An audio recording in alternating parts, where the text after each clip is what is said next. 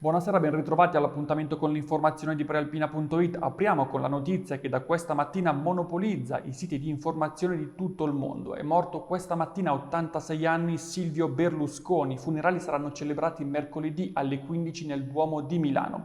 La cerimonia sarà presieduta dall'arcivescovo Mario Delpini. Vediamo il servizio del collega Pasquale Martinoli.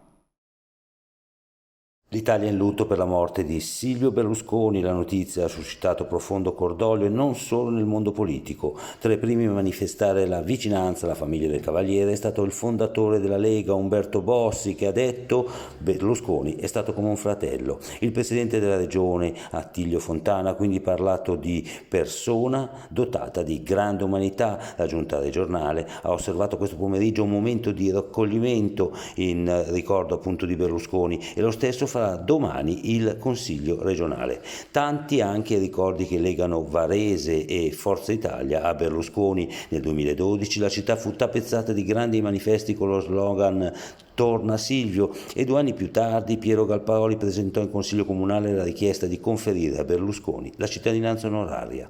Toccanti anche le parole di Alessandro Alfieri, parlamentare del PD, rivale politico ma mai un nemico. I funerali verranno celebrati mercoledì alle ore 15 in Duomo dall'arcivescovo di Milano Mario Delpini.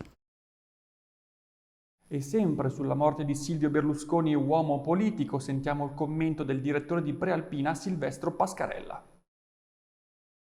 Comunque la si voglia guardare, la morte di Berlusconi rappresenta la fine di un'epoca, rappresenta la fine di un periodo per l'Italia in cui Silvio Berlusconi è salito al potere in maniera rapida e in maniera per tanti versi inaspettata, ma ha cercato di dimostrare che il sogno italiano riuscisse a realizzarsi. Poi sappiamo tutti com'è finita, e quindi quello che era l'intento e l'operatività politica di Silvio Berlusconi non ha potuto produrre quei frutti che probabilmente il leader auspicava. Ancora oggi siamo alla ricerca di un centro moderato, di un centro che sappia davvero interpretare quello che è l'intento di libertà di un paese che vuole guardare avanti con fiducia, fatto salvo per tutti gli episodi che poi sono successi durante la sua vita. Silvio Berlusconi è stato comunque un personaggio che ha segnato profondamente un'epoca.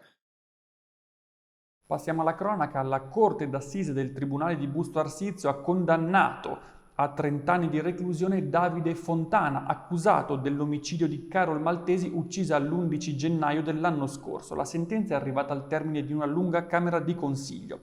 La scorsa settimana il 43enne bancario di Rescaldina, in carcere appunto per l'omicidio della 26enne, era stato dichiarato capace di intendere e di volere dopo la perizia psichiatrica alla quale era stato sottoposto. Per lui il pubblico ministero Carlo Alberto Lafiandra aveva chiesto la condanna all'ergastolo. Restiamo sulla cronaca. Annullata dalla Cassazione l'ordinanza con cui la Corte d'Appello di Milano aveva disposto un indennizzo di oltre 300.000 euro a favore di Stefano Binda. La Suprema Corte, nell'accogliere il ricorso della Procura Generale di Milano, ha rinviato ad altra sezione della Corte d'Appello di Milano il giudizio sulla richiesta di indennizzo. Gli avvocati del 55enne di Brebbia avevano presentato l'istanza a titolo di riparazione dopo l'assoluzione in via definitiva dall'accusa di aver ucciso Lidia Macchi. Binda è stato sottoposto a carcerazione preventiva per oltre 3 anni e 6 mesi. Andiamo ora a Clivio. Viaggiavano su 2 auto con 15 migranti a bordo, tra cui 4 bambini e 3 donne, nascosti pure nei bagagliai delle vetture. Ma il tentativo di espatrio dall'Italia verso la Svizzera, avvenuto verso le 12:45 di oggi, è stato impedito da una pattuglia mista della Polizia di Frontiera di Luino e delle guardie di confine ticinesi. Durante un posto di blocco, le pattuglie hanno infatti intercettato il mini convoglio nei pressi del valico di San Pietro a Clivio. Tutti i passeggeri originari del Kurdistan iracheno sono stati soccorsi e rifocillati. Sono ora in corso accertamenti sui 2 autisti. Continua la conta dei danni provocati dal maltempo ieri sera anche in provincia di Varese. Vediamo il servizio. Un temporale furioso, grandine, allagamenti, alberi caduti e disagi. Sono state oltre 120 le richieste di soccorso ai vigili del fuoco dalla serata di ieri nel Varesotto a causa dell'ondata di maltempo che si è abbattuta sulla provincia, concentrandosi soprattutto in poco più di 10 minuti di grande intensità.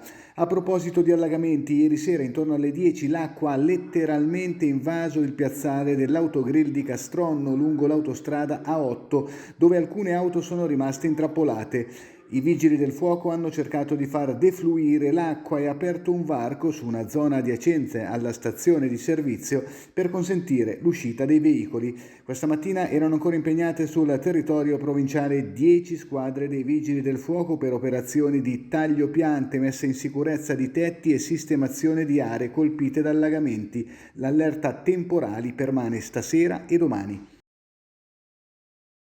Alla Schiranna di Varese, primi passi per la stagione estiva in attesa della grande inaugurazione del 23 giugno, quando sarà aperta anche la piscina. Vediamo il servizio, le immagini sono di Angelo Puricelli di Agenzia Blitz. La stagione estiva al Lido della Schiranna è ufficialmente iniziata. Per ora senza la possibilità di fare il bagno in piscina, bisognerà attendere infatti una decina di giorni. Da oggi comunque il bar e il ristorante delle piscine sono aperti al pubblico e tutto è quasi pronto per la grande inaugurazione del 23 giugno, quando anche le vasche saranno usufruibili.